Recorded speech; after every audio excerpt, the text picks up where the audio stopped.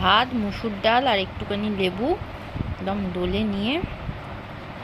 আর এটা হচ্ছে মোরলা মাছ, মা সেদ্ধ করে করেছে, একটু ঝাল মতন করেছে, সর্ষে বাটা দিয়ে করেছে, খুবই টেস্টি। আর বড়া ভাজা আসছে।